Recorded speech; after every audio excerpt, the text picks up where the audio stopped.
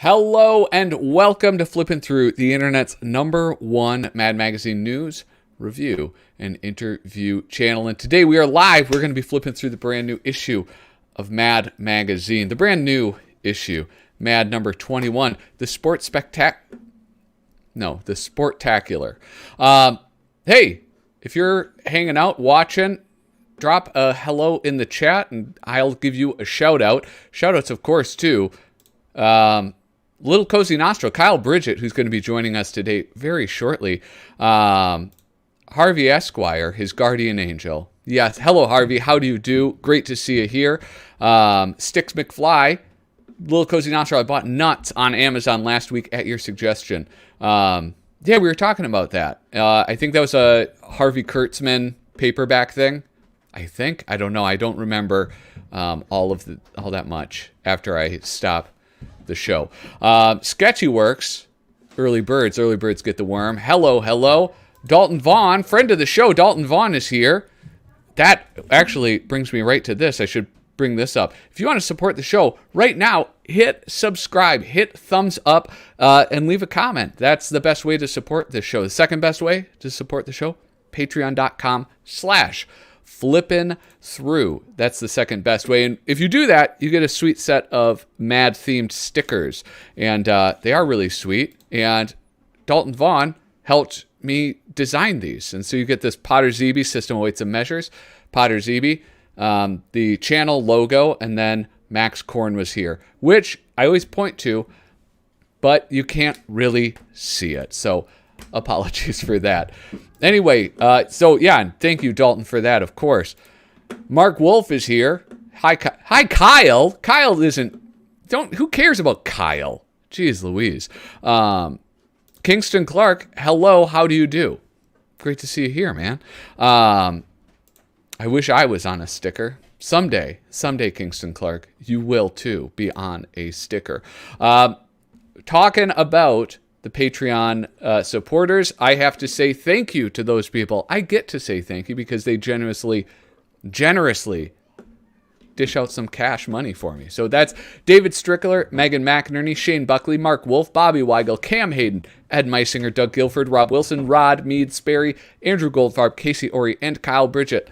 Thanks so much for your support, and I hope I can keep on earning it. With that, guys, please put your hands together for the wonderful, the immutable, I don't know any other adjectives, the great Kyle Bridgett. Hello, how are you? Are you ready to talk about some sports? I got my sports cap on. I got my baseball blouse. I'm ready to talk about shooting some hoops and winning some goals. Oh my God! This is 1, 2, 3 things you're out at a kind of sports game. I'm gonna stop it before you get a copyright strike. Is it like the birthday song where some family owns it and if they hear it, the song is public domain. It's from 1908. That's why everyone plays it. Yeah. But any given recording, who knows? That was Leon Barry. I was looking for the one that sounded the most like a calliope. Yeah. Or a big organ. You did a wonderful job. This is the most sports oriented thing I have. So yours obviously much. I went out to the Salvation Army and bought this today. Oh, this wasn't. I had covered up the East Link, but it came off. I'm leaving the tag on the hat. I'll take it back later. They have exchange on clothes. You put more effort into this show than I do. It's true. Well, my wife bought me Harvey's, so it was worth the trip. Yeah. I don't know if you guys have that. No, I just said yeah. Like most. You have a higher caliber of fast food down there. Yeah, we have Hardee's. So. That's what we have. Okay, I don't know if that's the same thing or not. Do you say Harvey? We call it Harvey's. We have a Harvey's. I don't know if it's the same thing. Yeah. It's owned by Swiss Chalet. Is that a thing you guys have? I don't know. Okay, I don't know. They serve Pepsi, so they're part of that giant conglomerate. All right, yeah. Who's the parent company? Leave in the chat the parent company of your favorite fast food restaurant. It's Monsanto. My parent company for my favorite fast food restaurant is, of course, Halliburton. Yeah. We have some applause for you, the novice aquarist. Thank you. Yeah, that was a ringing endorsement. How have you been, man? Good. I don't know if I'm looking a little red. It's not your settings on your screen. I was out in the sun doing manual labor yesterday, installing this comic thing. Indeed, yeah. I still don't know what to call it. I was digging. Yeah, I was out there. I was shocked when I went to Instagram to see this photograph of you just gleefully digging a hole. I wasn't very gleeful in about 10 minutes. That was at the very beginning. I was like, this is great. 5 minutes later, I was like, can these holes be 1 feet deep? Is that fine? Yeah, it looks like you just scraped the surface at this point. Well, it was all rock, too. Like, this is on the bed of an old railroad. The trail, it's been turned into a trail, but yeah, it's a modular comic sculpture thing in nature. Yeah, this is you did this with a buddy of yours, Ed Beals, award-winning animator and all-around weirdo, Ed Beals. Yeah, no, I remember now. I've seen Ed Beals. He was on your channel before. Yeah. He came on. He did an interview. Yeah. I like Ed. I've known Ed for a long time. Yeah, and he makes there he is right there. And so let's talk about. So it's like it's a comic strip. I'm pointing to like my screen. I should use the cursor probably, but the concept. Yeah, it's three different. It's 2 different comics, and then there's like a trivia game. And they're each like 16 panels long, and they sort of have to do. The trail's called the Rum Runner Trail, so that particular one is like sort of a story of fishermen running rum in the 20s, and then the other side is like about seaweed. I don't know. Seaweed's like a crop in that area. It's in Chester, the municipality of Chester in Nova Scotia. This trail runs from Halifax to Lunenburg, which is like it's a UNESCO World Heritage Site. Very picturesque, and so they had this project to install sculptures along the trail. It would sort of like, big up the community and maybe encourage people to leave the trail and explore the town. Yeah. And so, it's pretty cool. And like, you can see on this one where it's like there's a little bit of every single one. There's like a little bit of seaweed, the trivia, and then those rum runners. They're prisms, so there's like 3 sides. It was all very theoretical. Yeah. Very mathematical. There's a surprising amount of math. But it was fun, like there's a lot of experimentation. It kind of started out as a totally different thing. And, like I like to call myself a cartoonist. I don't really like the artist label, but, sometimes you're doing that kind of art stuff where it's just kind of you're messing around with the goop and seeing when it comes out, and that always feels good. So yeah, that's awesome, man. It's done. Thank God it's done. It started in October. So there is also, for those of you who maybe are watching this who don't follow Kyle, I'm going to drop in the... Statistically, that's all of you. No, that can't be true. I know there's, like, Mark Wolf follows you on... I have literally dozens of followers. It's crazy. Scores. Yeah. Even. Right? I wouldn't go that far. Even dozens. I feel a little dirty saying that.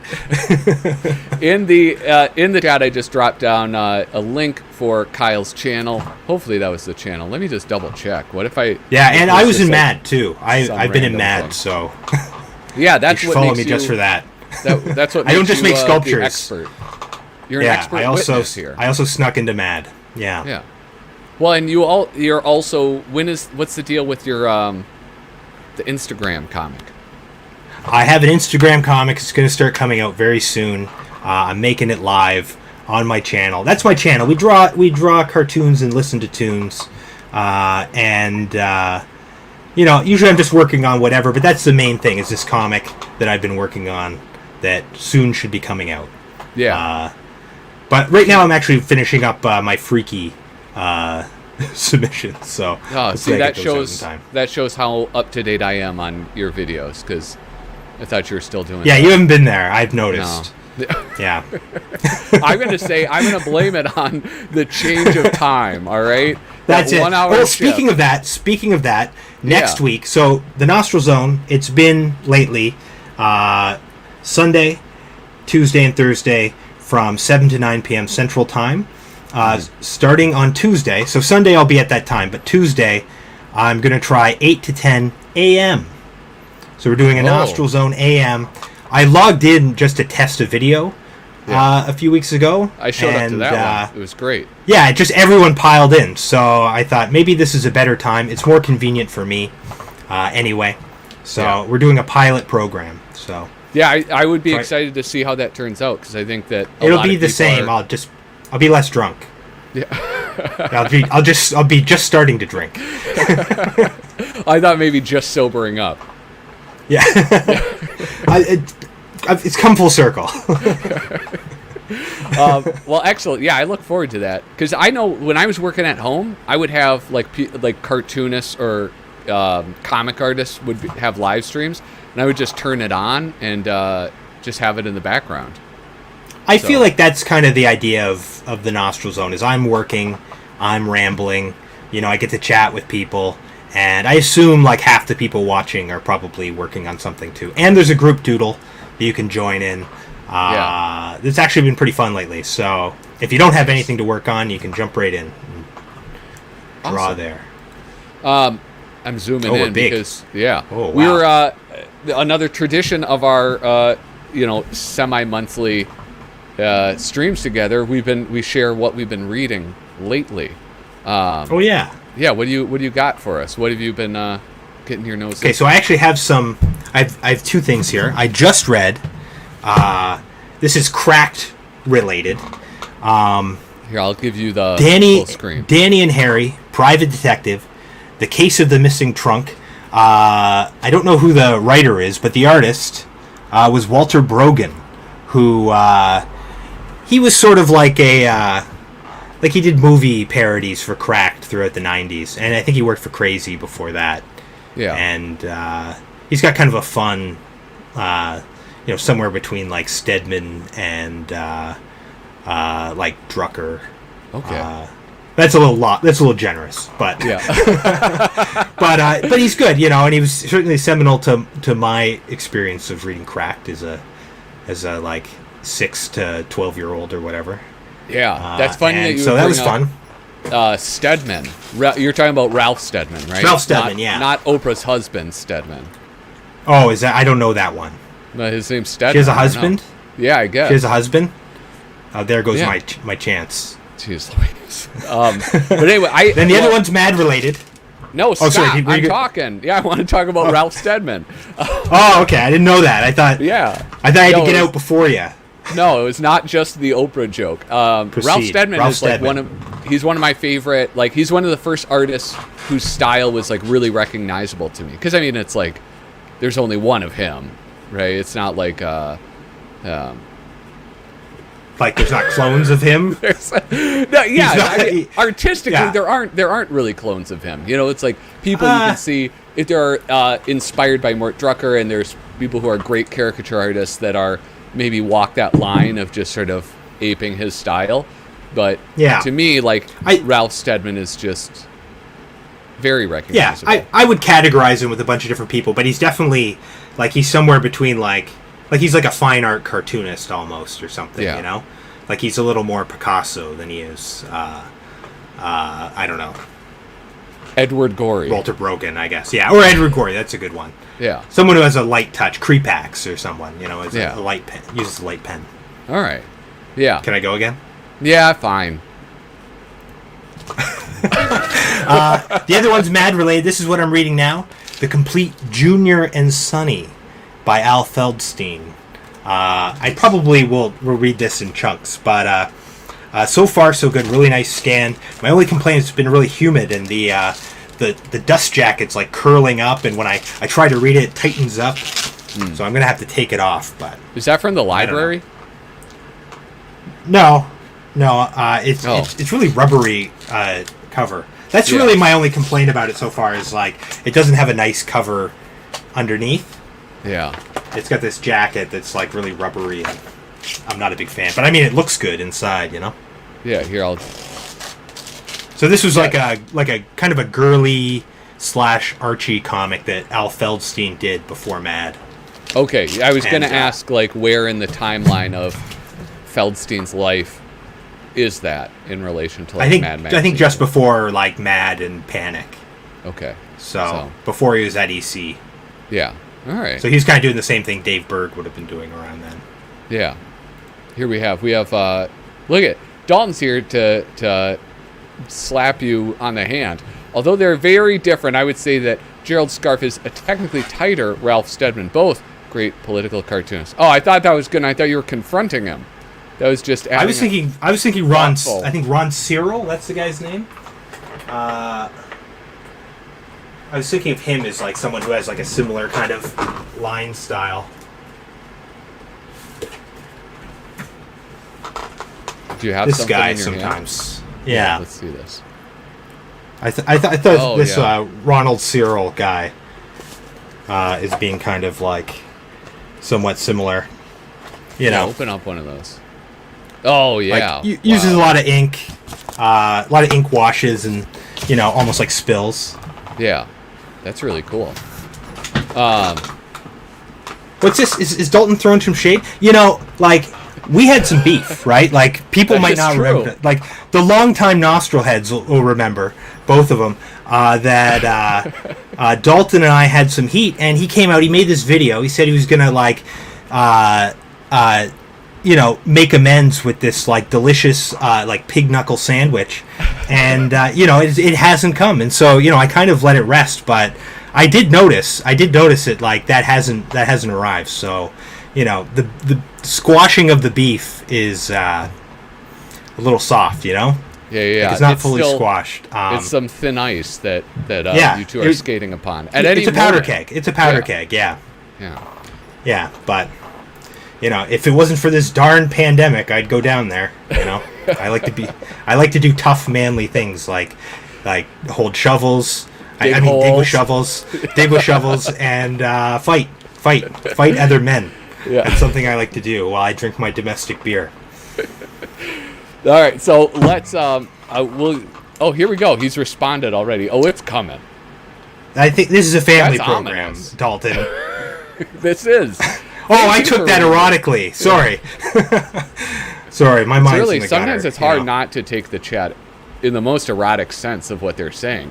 I mean, look at this one, for example. Ding Dong Daddy and his dad, Glizzy Granddad. Ding Dong. No, I mean, there's nothing about a Ding Dong. A Ding Dong Daddy's just like a fellow who's in the know, Yeah. Well, be a Ding Dong Daddy and ring that bell on my channel and on Kyle's. That's true. That's true. This is what I've been. This is for those of you who are not in the know. This is manga. Manga is how it's pronounced, and this is from the Italian to eat. Listen, you might not know this, but the Japanese, all the vowels, they just have the like 5 vowel sounds basically, or what we would recognize as vowel sounds. So there's not manga, it's manga. Anyway, this is Uzumaki. And my niece lent this to me. I had to go to her work and pick it up. Like, she couldn't even bring it to me. But it's this strange horror story. I don't know. It's not funny. It's, I told her, I was like, I think you might need to talk to somebody. Because this is alarming. And, I don't know. It's okay, though. That's Junji Ito, right? Like, he has a book about his cats. It's kind of Junji a little bit heartwarming. All right. So, if you want to get away from his more horror stuff, he's got a book about his cats. Yeah. It's only mildly horrifying. What's strange about it is it's like it's all of these stories that take place, but it doesn't feel like there's any sort of narrative. It's just like, oh, now this random thing happens, and now this other bad thing happens, and they're just like sort of tied together with like the most thinnest of premises, which is a spiral. And I don't know. I mean, he's known as a horror, like for his horror visuals. So I haven't read too many of his stories, really. I have a few, but I haven't actually got around to reading more than like I read the Cat book. I can't remember what that's called, and I think I read Tommy. I think that's the one I read. And then I have 2 more on my shelf. But after reading 2, I was like, I don't feel like reading another one just yet. Yeah, I like the art, and I like sort of like those individual stories, but like as a whole, it's just I'm not really feeling it all that much. If you like the visuals, I think this is a fairly recent book that came out, like an art book, The Art of Junji Ito. Oh, cool. Which is like, it's got some comics in it, but it's mostly just art. I probably shouldn't flip too wildly in here. But he does really weird stuff. Yeah, it's. I feel like that. I'm more interested in that. I'm not a big fan of reading manga myself. Usually, I find it's like, I don't know, just the flow of the stories. It's so drawn out. Usually, I don't know.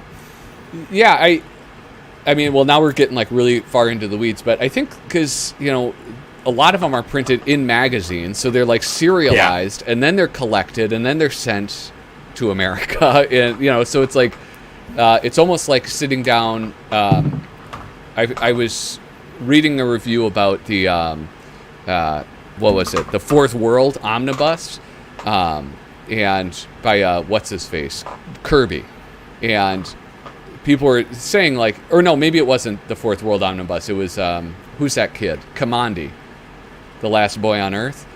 And they were reading them, and they were like, I mean, it kind of sucks because they weren't ever meant to be read back to back. Like, they were so individual, the stories. So it's like when you sit down and read issue after issue, it seems tedious and boring because normally there'd be like a month between the stories. Yeah. So yeah, and you get a book with a whole bunch of stories. I really like the format. I don't know. They just don't tend to speak to me as much. They tend to be a little bit too flowing. I'm so used to like the garish like American kind of comic that's just like bam, bam, bam, bam, bam. Yeah. Even when it's boring, it's like it still has the highs in there. Yeah, absolutely, and it's the pacing is way different. And I'm just getting into it, so I'm the atmosphere. Like I think in manga, there's a lot of like flowing shots, like establishing like environments and stuff, and like you might go a few pages without any text, and it's just kind of setting up the space, and like I don't know, I kind of fill that in myself, Yeah, well, and like Akira did that a lot, where it was like, and then but you read a Batman story, and it's like, I don't know, Gotham's whatever you want it to be. Here's like here's Batman catching some guy in an alley. Where is the alley? It's in Gotham. Who gives a shit? Well, like more than 2 pages in a row of like setup, even more than 1 page in a row of like atmospheric setup is kind of like, I don't know, almost like extreme in an American comic book. Even having a full page of it is like pretty startling. Yeah. All right. We're like a half hour in, and last time we went way over, I think. So we should probably. You ready? Let's talk sports. Let's talk sports. Hold on. I forget what I have set up here. I was going to the buttons. Here we go. We should have the Doug Guilford site up so we can give some stats. Oh, that's very good. I'll pull that up right now. Here we have the lovely cover, which it's a kind of a take on, not kind of, it's a take on the Frank Jacobs Mad About Sports cover, in my estimation. It's like the one that they had as the placeholder, right? And it's Alfred E. Newman. He has the helmet and just scuba tank, all the different sports paraphernalia, and now they just put him on a horse. I feel like it's different enough, but really the concept is from that Jack Rickard cover. It definitely loses points on the concept, and also I feel like the joke isn't great. But I mean, the art is really nice. Like the texture on this horse is really nice. I mean, it's a digital painting, so I mean, you have to like that, or you have to like be in on that to enjoy it. But it's really well rendered. It looks great. I don't know. I like a little more humor in a Mad cover. I feel like you can't judge a Mad cover solely on art, you know. But maybe you can now because it's all just nostalgia fest, right? Well, okay. So I have a question then. If you were to take like this concept, what would you do to make it more humorous? To make it more humorous? Yeah, I mean, like, I don't know. Because I mean, the humor is just like, I guess he's this chaotic force. You know, he's wrecking the place, and he's playing all the sports at once, right? Like, yeah, even like water polo or whatever the horse sport is, dressage. I don't know what are the horse sports. It's certainly not water. It's not water polo, Kyle. Water polo is. I thought water polo was on a horse. No, that's just regular polo. Oh, I thought it was just like up to their knees or something. No. Just to slow down the horse. Yeah, no. And in case you fell off. Mm-mm. You know, you landed in water. Okay, well, I mean, that's how much I know sports. The only thing, like, I like professional wrestling, the fake thing that's not real sports, and I liked NBA Jam TE on Super Nintendo, and that's like the most sports that I've ever enjoyed. That's the extent of it. Okay. Pretty much, yeah. I guess unless you count fishing. That's a sportsman's endeavor, I would say. Yeah. Only so one way fishing. to take this one. Big old horse dong. What part of the horse is the dong? Is it? I think it's right there. It's in the hoof, isn't it? There it is. I don't see the dong here. Oh, that's a third leg. Yeah, that could have been a great opportunity, though. Who did this cover? They don't have the balls for that. Yeah, Mark Fredrickson. Imagine if you just slipped that in, like just trailing off on the side here. Oops. Yeah, I don't know. So, I mean, it looks good. Looks good. You know, it looks like a Mad thing, but I feel like it's forgettable. You know? Yeah, I think. Whereas I think a good Mad gag you remember. Yeah. Well, it's like the cover of Mad About Sports and how it was just him standing there with all of the sports attire on. Whereas like that whole concept kind of gets lost with, you know, the Sportacular and the giant fucking horse. But yeah, I don't know. I feel like, who knows? Nice rendering though. I can't complain about that at all. It's a beautiful great image. Texture. I don't know how they do that. I don't know how any artist does that. This is beautiful too. Speaking of rendering. Yes. This has to be one of my favorite parts of these nostalgia mads. Yeah. It seems like on all of them, they start off with like these very high quality scans of artwork, and they focus in on something, because this original one is like, there's a lot more going on all throughout it, if I'm recalling correctly. There's a lot of Jack Davis in this. Yeah, that I mean, maybe that's kind of a given because it was sports, but and he seemed to do a lot of sports stuff. Yeah, I think he was a sporty guy, but yeah, it's just like gorgeous. Looking at this. Yeah, like the figures are just like, it's amazing. Yeah, it's like looking at like a Gustave Doré etching or something. It's just incredible. Here we have Alfred E. tucked away back there. It's just like, all the expressions are just fantastic. I love it.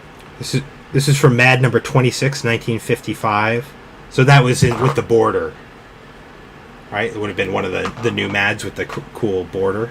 Yeah. So that's like because issue 24 they switched over. I think so. Yeah. Yeah. Issue 24 is number 1 basically. Yeah. All right. Gorgeous. I also noticed they have a fake article again. This one on page 24. Really? Oh. Yeah. Mads golfing tips for the moon. How to make a bunker shot in 1/6 gravity.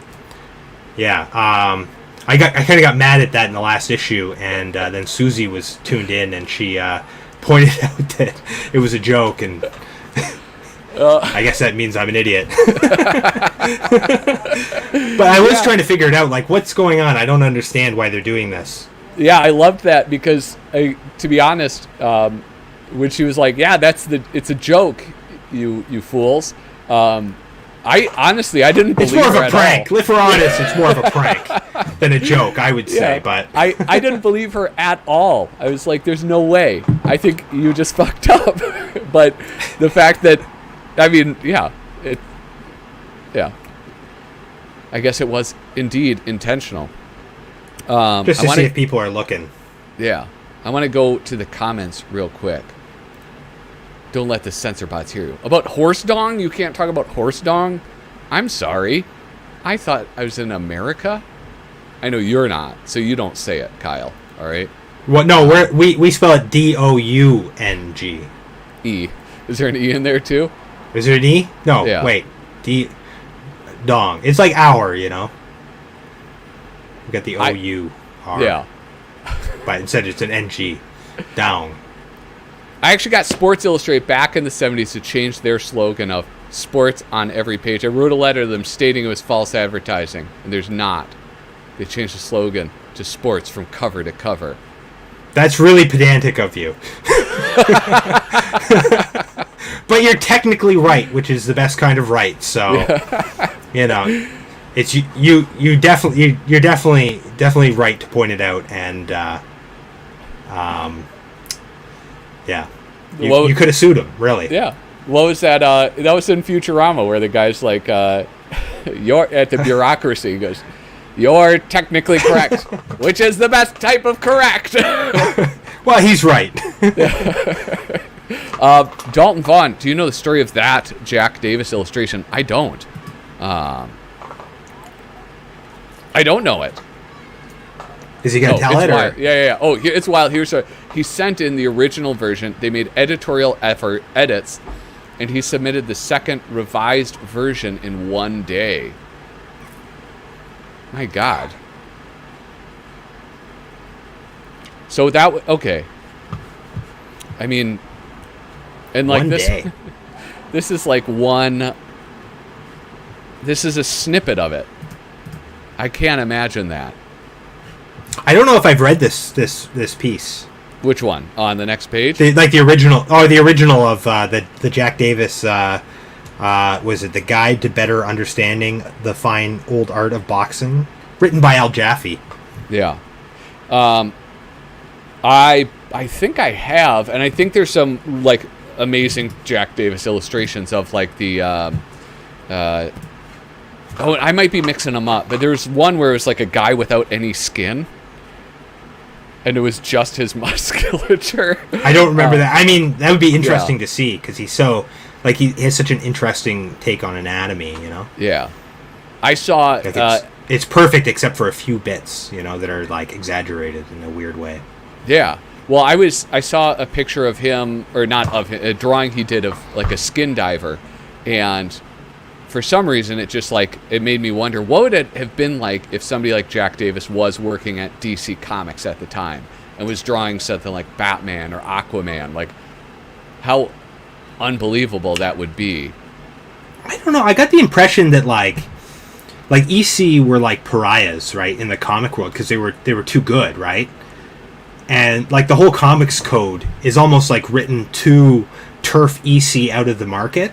Yeah. And it seems like a lot of EC artists didn't go on to do like superhero comics or whatever, or if they did, they went like Wally Wood did superhero comics, but it feels like he didn't do that much for DC, you know, or Marvel. I mean, he probably did, but you know, he had his whole superhero team over at Charlton or somewhere else, you know.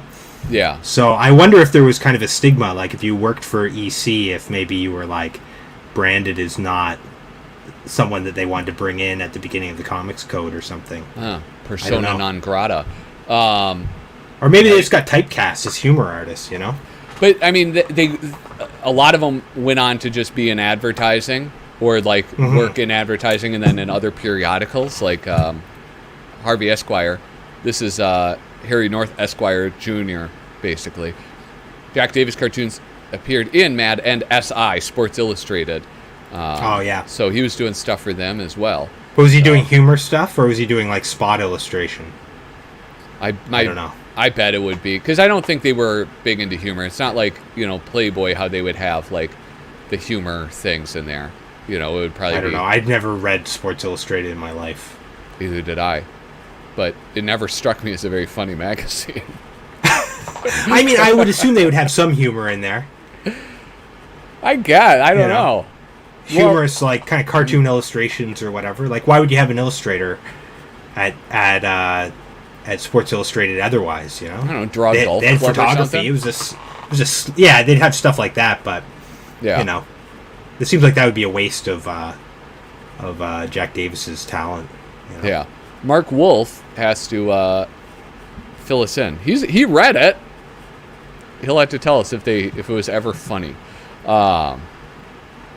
Here we have the Great American Pastime. Who did this? Oh, Stan Hart and Jack Rickard. I guess I'm used to like the Jack Rickard paintings, like all of his cover work. I'm not used to seeing his ink drawings. Yeah, he is definitely more known for that, I think.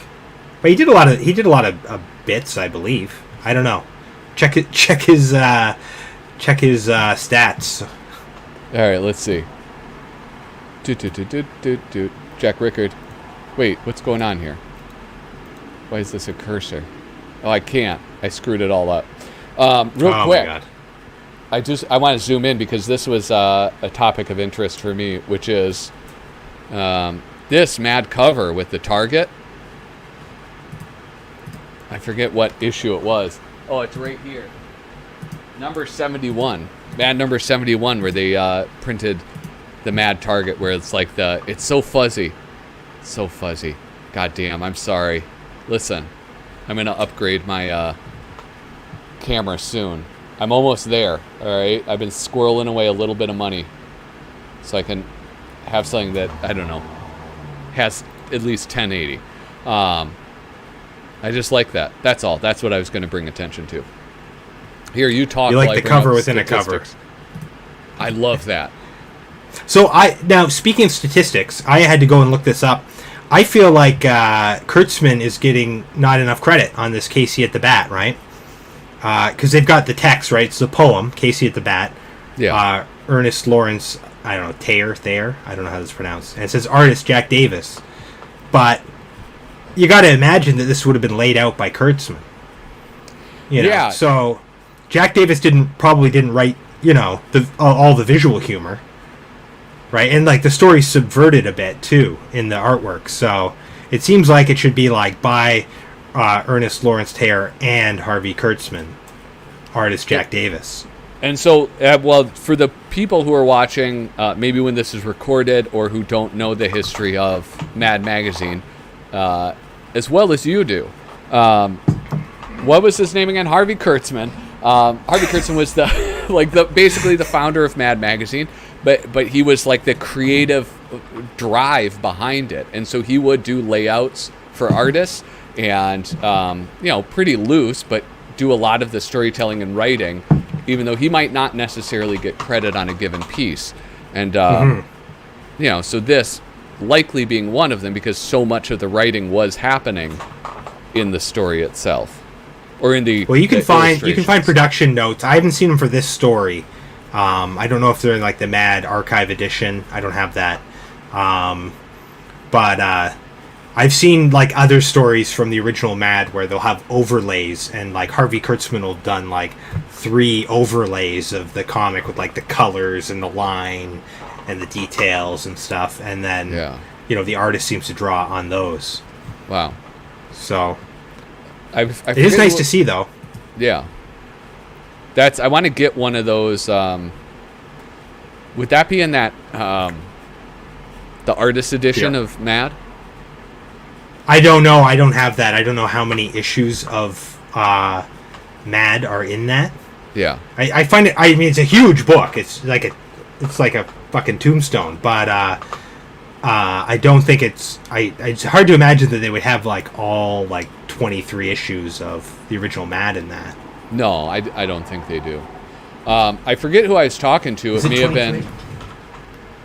Yeah. Yeah. I forget who I was talking to, but they were somebody was comparing. I was talking about my love of Bill Ray, the artist who did Monroe, and they were comparing basically Bill Ray's finished art style to Harvey Kurtzman's layouts that he would provide. Well, especially the Monroe comic. Yeah, the Monroe comic was especially like very much inspired by Kurtzman. I think more so than some of his other works. Yeah. But yeah, it's like that kind of brushy, loose style, but like very, like well constructed. Yeah. Like every line is in its place. Yeah. Looks effortless, but then like once you examine it, it's like incredible. I did tweet at Bill Ray, or William Ray as he goes by now, and I was like, "Hey, come on my show," and he was like, "That sounds great." And I was like, I sent him a tweet back. I was like, "So how do I get a hold of you?" And then he just didn't respond. You can't. Yeah. Blocked. No, it's, yeah. So the original Mad, they did a few poems, right? They did The Face on the Floor,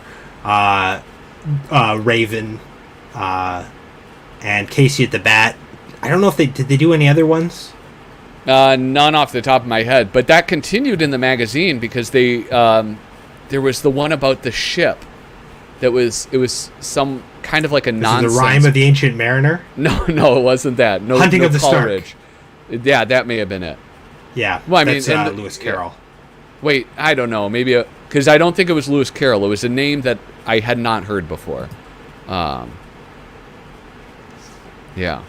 But anyway, yeah. But yeah, they have often just printed poetry and illustrated it. So. But they illustrate it like very literally, like it's, kind of like Airplane or something. Yeah. And here's a Spy versus Spy by Manic, Dave Manic, which, no offense to him, not a big fan of his Spy versus Spy stuff because of the weird sound effects. It just it distracts me. I feel like it should be mostly a wordless comic, like a silent comic. Well, I mean, it was never a silent comic. They had sound effects, didn't they? Or did they have none? I feel like I'm looking at this now, and I can't think of it. I don't think that it's not this many, certainly. Yeah, it's not that there were never sound effects, but it was not like this is like Duck Edwing level of sound effects. This is written by Duck Edwing. Well, there you go. Or maybe I meant Don Martin. That's what I meant. Don Martin level of sound effects. But, yeah. That's all I have to say on that subject. Oh, for those of you, I think Dalton Vaughn was in the same boat as me. I had to buy this off the newsstand. Not the newsstand. I bought it from my comic book store because I didn't redo my subscription in time. I thought that was a really good story that I should share. Yeah, I mean, they're more than $19.99 in Canada. I got a digital copy. Yeah. So. Do you have to pay Canadian prices if you buy it on the internet? Yeah. That's a dumb question. I guess really maybe dumb. You could use a VPN, but then you're paying the exchange, right? So. Yeah. And the shipping. So it usually works out to more to pay American than Canadian. Every now and again, I think I'm being smart by like buying something on like an American site, but it always ends up being more. Yeah. Or get stopped at the border and you pay duty. Oh yeah, I forgot about that one. That's a good one. The Wreck of Hesperus with Wallywood art. Yeah. Also famous for being on Lydia, the Tattooed Lady.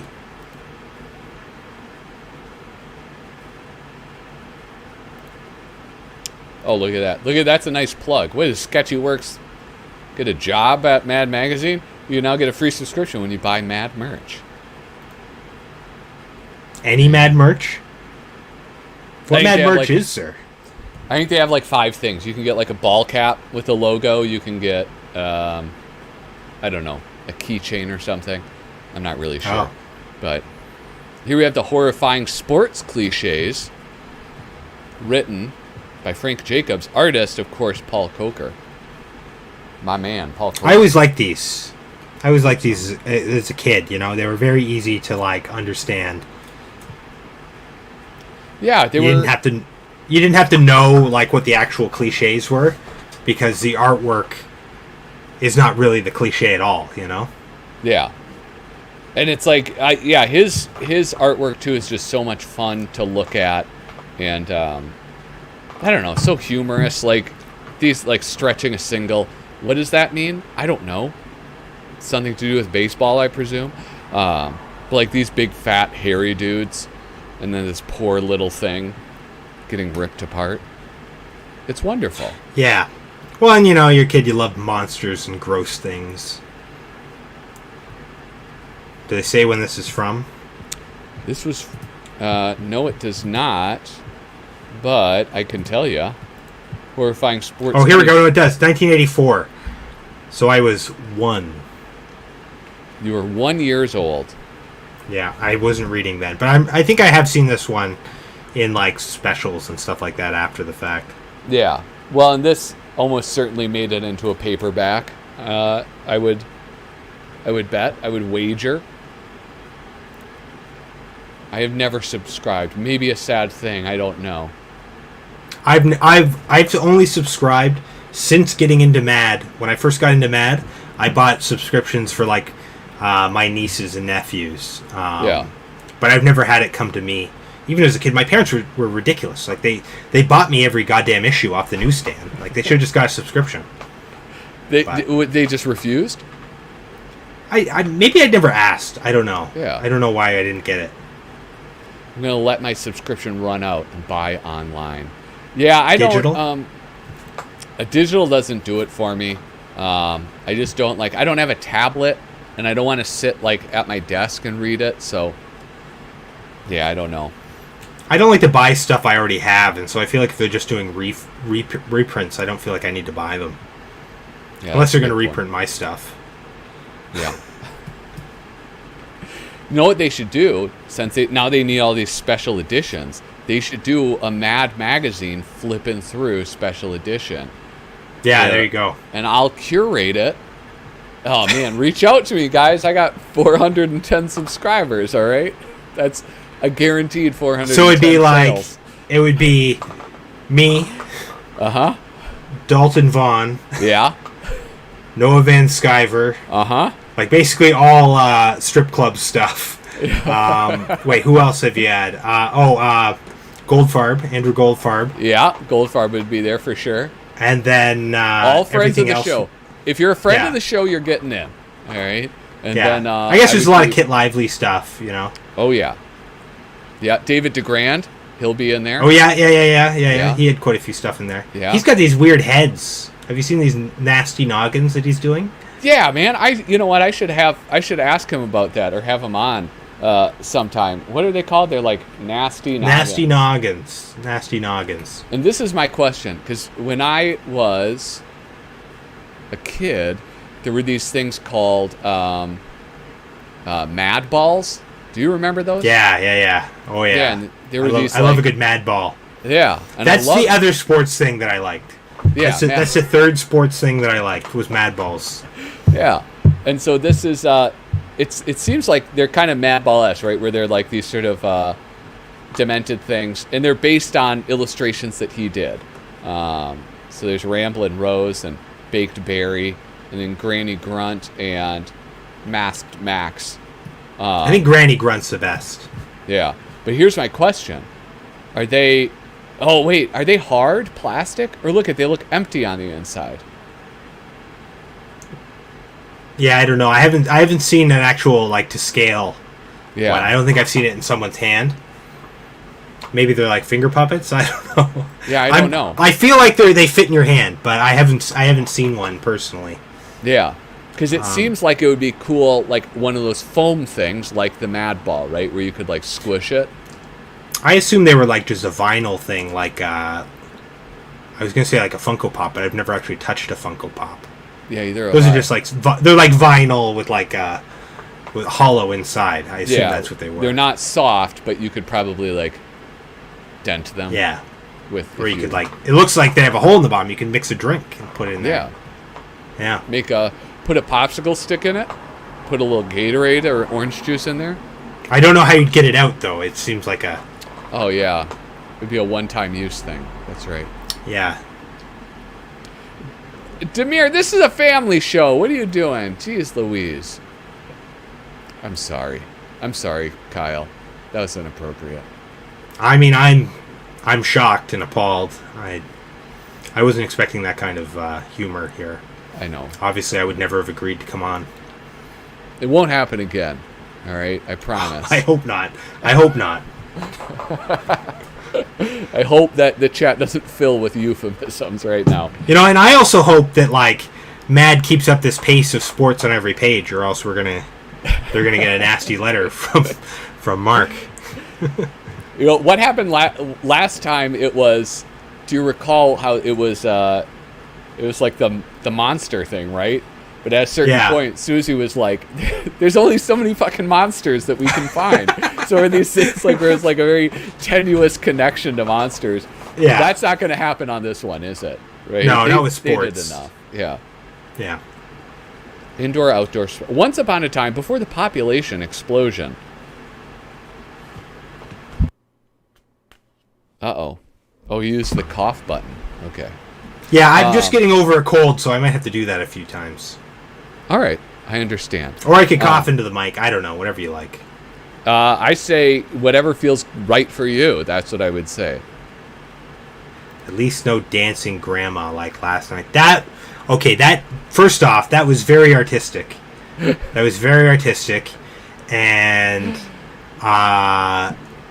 you know, I mean, there's sexy grandmas. I'm sorry.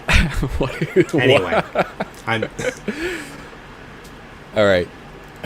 I'm afraid to ask if I'm. You can tune into the. I have an intermission, and I put some ephemera in there. Usually cartoons, but I had a burlesque belly dancer, who was very talented, from the 30s in there.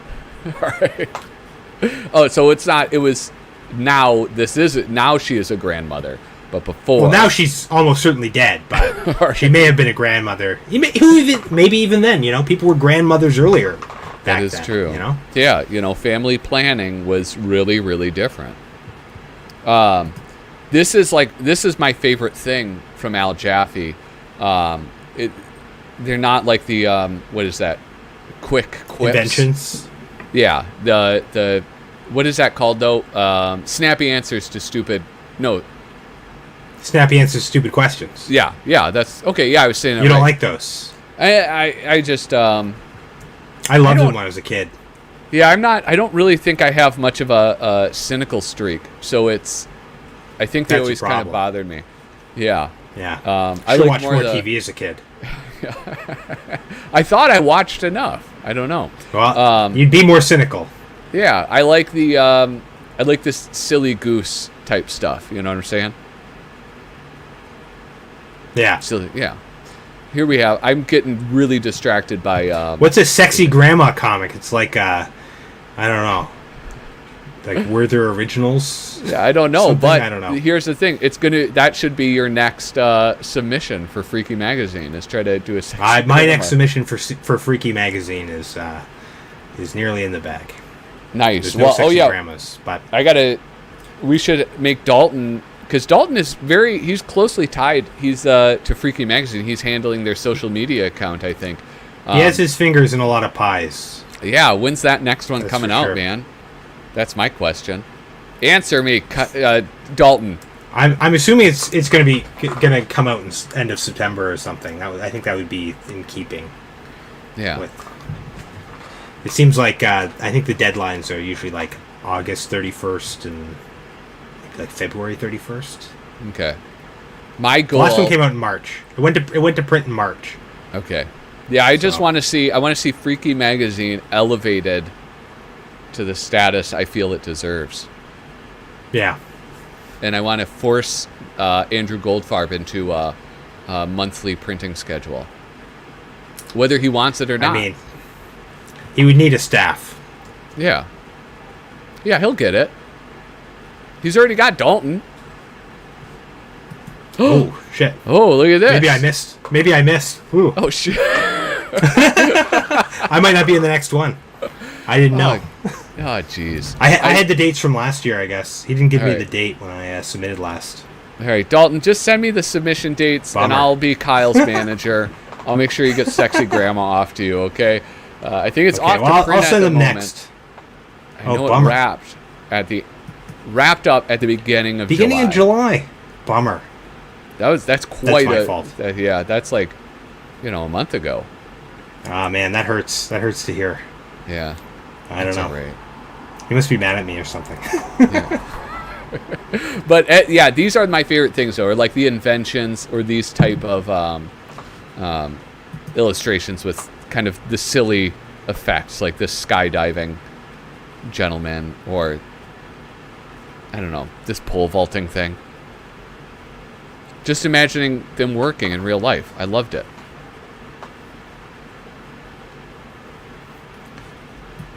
Andrew told me it's due out October 1st, I see. I feel better about that. Okay. Maybe there's 3 this year. I don't know. Here's hoping. I think he was... I don't know. I haven't been to the Patreon in a while, but thought he was almost trying to do it quarterly. I could be misremembering. Maybe. That. I don't know. But Cam Hayden... Now I realize I haven't been emailing him enough. Yeah. Cam Hayden... I'm going to... Here. No, in a second. Cam Hayden's going to be in it, though. He'll be in the next issue of Freaky. Well, that's good news. Apparently I won't. This is a disaster, Kyle. Whatever. All right, so I think he's got more submissions than he needs these days. So. Yeah, that's a good problem to have, though, right? If you're running a maybe. Patreon. Yeah. Maybe. Probably needs more patrons, I think. Yeah. So support Freaky Magazine on Patreon. Yeah, they do need to do that. Maybe I'll pimp that in a little bit. Little known and rarely called sports infractions. I'll tell you, like, this is the stuff that was, like, I just flipped right by it when I was a kid. Like, it was... This is okay. Mike Snyder and Jack Davis. Yes, little sir. known and yeah, I probably wouldn't have read that really either. Probably would have looked at the art, but Yeah. it's a little too in the weeds. Yeah. And it's like resumption of play before the network returns from a commercial. It's like, that means nothing to me because I don't watch football. Presumably they show a lot of commercials, but it's not that amusing to me. You know, I guess now or then.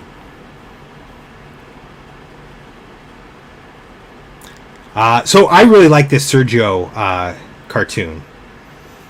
I feel like this is like from about 94, I think. I seem to recall. Let me check. Yeah, 94. How do you get this information? Oh, yeah, you have it digitally. That's right. It says it right on the page, too. The next page. Oh. Let me check your work. Yes, 94 indeed. But I kind of feel like he's at the height of his powers, you know? Around this time, sort of like early to mid 90s.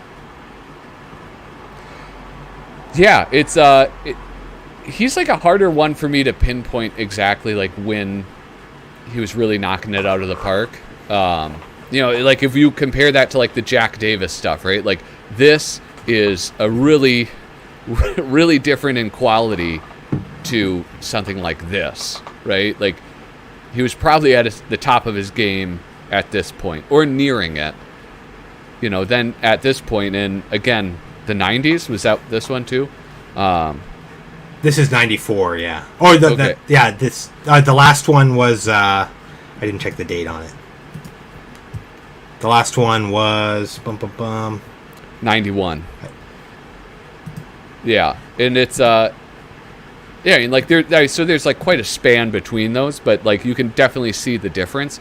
with Sergio, like you can see at the start and you can see his development, but I mean, you can't really see a degradation, I can't really see a degradation for his artwork. It's just always seems impeccable. He seems to have a different priorities, maybe. Like he's used like a pencil or something to shade Alfred here, whereas that, and like all the grays are kind of like a pencil or something. Oh, sorry, I'm looking at the Jack Davis thing. Sorry. Yeah. But yeah, no, I just think this is Sergio at his best. Like, I love the crowd. He has such a good, like he omits just the right amount of information from things that are, like, in the distance. Yeah, and I feel, so as an artist, is that, like, when you are, I haven't spoken, I've watched people, like, comic artists talking about, like, working digitally, right? And when you work digitally, you can zoom in on stuff and get really into the weeds on something, and then you zoom out, and it's just, like, something that you should have ignored getting that detailed on. But, like, is it a difficult thing to learn that balance of detail when you are just trying to, like, evoke something or communicate something rather than have it be a point of focus? He just does a really good job of laying out his panels and using just the right amount. Like, especially on the next page, if you look at the crowd, they're, like, really simple in the background. He gets all the faces and stuff, but still they're all interesting characters. It'd be tempting to draw all the details there. But, I mean, that's not the only thing about it. It's just, I feel like the construction of all the panels is really nice. His lines are so clean. Yeah. But, Kyle, I asked you a question. As an artist, is that a difficult thing to pick up on? Like, or to learn? Pick up, like, to look at or to do? To do, like, when you are creating a piece of comic art. It's probably something I don't do very well, so it's difficult for me, certainly. Okay. It's very easy to have, like, the background overwhelm the foreground, Especially in, like, detailed drawings like this. Yeah. Like, obviously he's using, like, a thicker line in the foreground than the background, just slightly, and then he's just not drawing quite as much details. Like, he draws, like, sort of a rough outline of the heads, but he kind of skips the bodies. I don't know, is it hard? It's hard to say. People have different troubles with different things. Yeah. I'll tell you this. I think I've said this before. It was Sergio Aragonés and the way he draws women that made me realize when I hit puberty. I was like, I'm a man now. I understand. It was Sergio that did that for you. It may have been this drawing in 1994. I was, 9 years old, and I realized, oh my God, I'm a heterosexual. That's probably what I said. The Woodstock. I feel like the Woodstock one is like that's got to have the most nudity per square inch. The big Woodstock Wimmel Builder page that he did. The Wimmel Builder. You've said that before. Busy picture. Yeah. German for busy picture. Wimmel Builder. I love that. The Germans have they're really good at doing that, right? Like coming up with it's like those Germans have a different word for everything. Yeah. And here is the world famous Mad Magazine 43-man Squamish.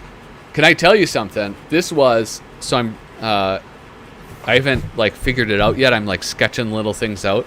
I was thinking what might be fun for a future sticker would be like a 43-man Squamish league design type thing, or like something that is celebrates 43-man Squamish, because there's a lot of visual things about it, right? Like the almost like the Poyet, there's that little thing, or the six-fingered hand pointing. Yeah. But you have stuff like this, like the pentagram. Is that a pentagram? 5 sides. Yeah. Pentagram. Yeah. Pentagon. Pentagon. No, pentagram is the Satan star. Thing. Yeah. Yeah. But this is one of those that I don't know. I feel like everybody not a, you know, a lot of people know, and it's very fun and silly and filled with whimsy. Mm-hmm. Yeah. When is this from originally? 1965. Originally published, Mad number 95. And yeah, some. This George is like Woodbridge. not the Woodbridge I'm familiar with, you know. Yeah, his style changed significantly. There are like there's like things that he's. We talked about this last time, right? With there was the illustration of Romeo and Juliet, right? And the chubby-cheeked teenagers, like the pimply faces that he kind of draws. Yeah, everyone's like almost like drooling, slack-lipped. Yes, yeah. And you can kind of see that, like this guy right here in the corner, he sort of has those like rounded cheeks, but yeah, his style changed a lot, it seems.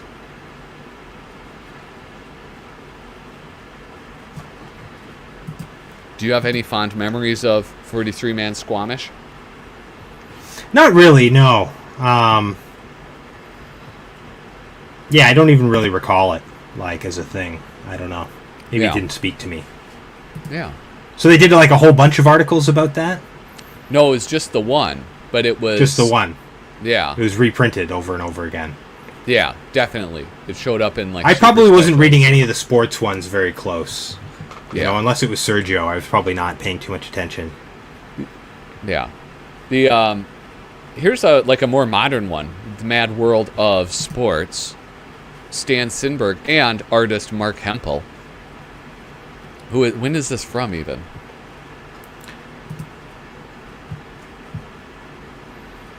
2006. 2006. So, like, pretty recently. Yeah, I've never seen this before seeing this issue. Yeah. But, like, how long did Mark Hempel go on to keep working for Mad When Magazine? did he even start? Like, I don't even really recognize him so much, like his style. Yeah, I think he had stuff in, like, Fundellini pages. And he, like, moved into the, Yeah. into the main thing. Mark Hempel. Let's see here.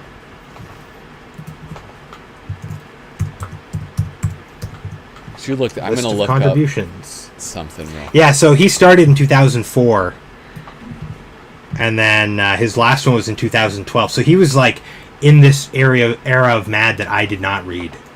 You know, What was his tenure? 2004 to 2012. So he had an 8-year run. Okay. 1, 2, 3, 4, 5, 6, 7, 8, 9, 10, 11, 12, 13, 14, 15, 16, 17, 18, 19 contributions. Yeah. Yeah, so I was definitely not reading Mad really then. I had sort of stopped in the late 90s when I discovered heavy metal. And then once they had ads, I kind of was like, nuts to this. And was out of it completely. And I didn't get back into it till probably like 2012, 2013. Yeah. I know, like, a lot of people had strong reactions to the ads. And I mean, I remember not being super excited about it. Like, it's not something that I celebrated. But it wasn't something that, like, totally turned me off either. I don't know. Felt like a bit of a betrayal, but also, like, I remember I discovered it looking at a Sergio cartoon that turned out to be an ad. You know, so there was like almost like native advertising in it too, and I don't know. It just felt cheap to me. I don't know. Yeah, I already was skeptical because of the color. You know, 'cause it seemed like the color made the book shorter. You know. Yeah, well, and that's like that idea of having then Mad artists do ads that are going to appear in it. That seems to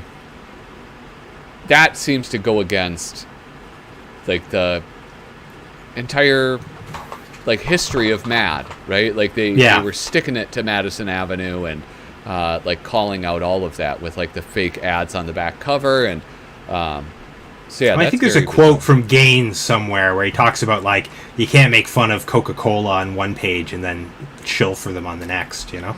Yeah. I'm not sure if that's the exact quote, but there's something along those lines that I remember reading.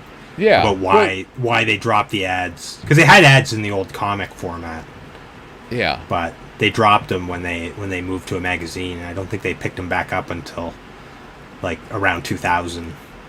Well, and I mean, because especially if you're doing like satire and comedy, people are going to have the question of like, well, what would this be like if they weren't accepting advertising money from Coca-Cola or whatever parent company? Like, if they don't have to worry about advertising, there's integrity, right? You could have integrity, right? It's the same as like the news, right?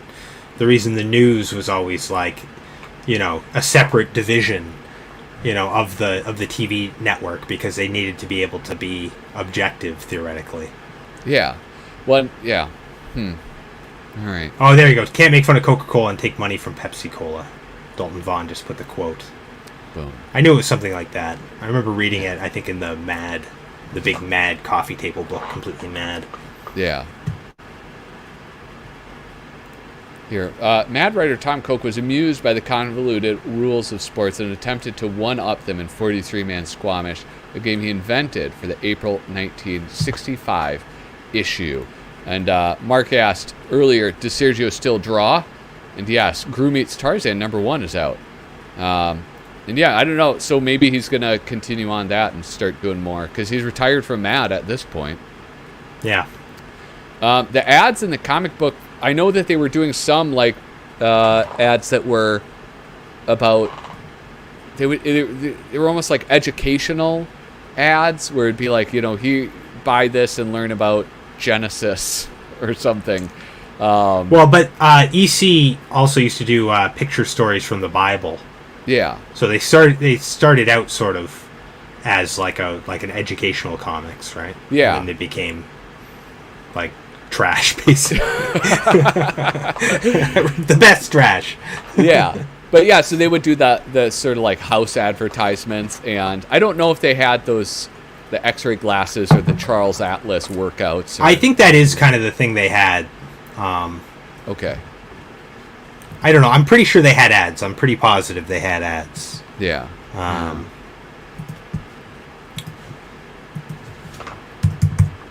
Wait, who did this? Jack Davis. Yeah, he's got a lot of pages in this. Yeah. Well, and this is... I'm sure his estate is just rolling in the dough. How much does an original piece of original artwork from Jack Davis go for? It's got to be a lot, right? I'm sorry? Original How much do they go for? I don't know. I haven't looked into it. Sometimes it's surprising, like, how little... Like, because there's so much of it, right? Theoretically. Yeah. Like, every page he did is, like, a drawing. Yeah. So... Oh, yeah, that's true. Like, yeah, each one of these would be its own thing. This is kind of like the... I wonder if they'll have any of the illustrations. Like, Bob Clark did one about skin diving. Because apparently skin diving was the only thing anybody gave a shit about in the 1960s. Because there was, like... I remember going through some of these old Mads, and it's like, every issue there's some joke about skin diving. So, I don't know, it was a weird time. Scuba diving was a big hit. Yeah. But they always called it skin diving. 43-Man Squamish was such a greatest hits moment for Mad that college students would submit photos of them performing the fictional sport. Nice. Yeah, I think I want to try to figure out a 43-Man Squamish thing. Because, they have the shepherd's hooks and the how... Anyway, I'm going to stop thinking out loud. Maybe there's a league. Maybe people play it. I bet online there's probably people who play it.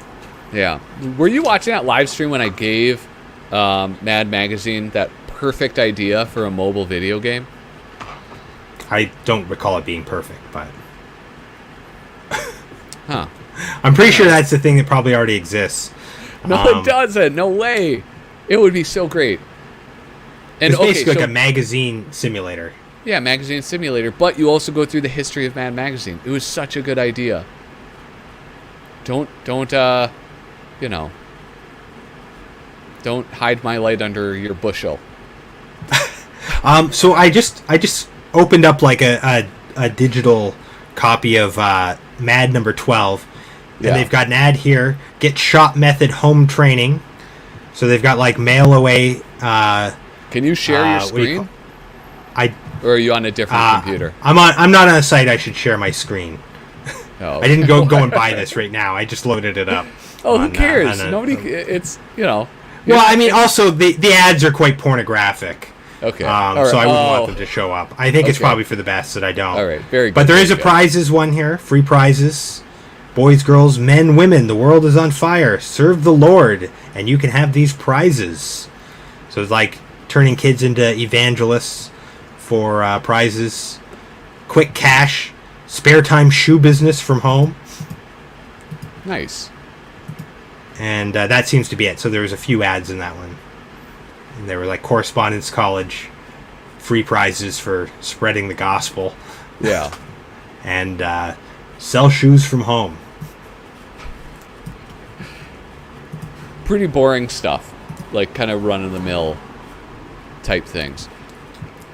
They did an issue where they made fun of comic book ads.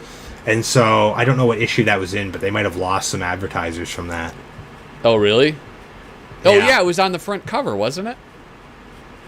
Yeah, they did the front cover one, but in that issue they're also making fun of ads too. Yeah. Or maybe All right. even not that issue, but there is some issue where they've got a whole section where they're Yeah. making fun of ads, and they've got like Charles Atlas parodies and Yeah. everything. Yeah, I like it. I have some of those Charles Atlas workouts.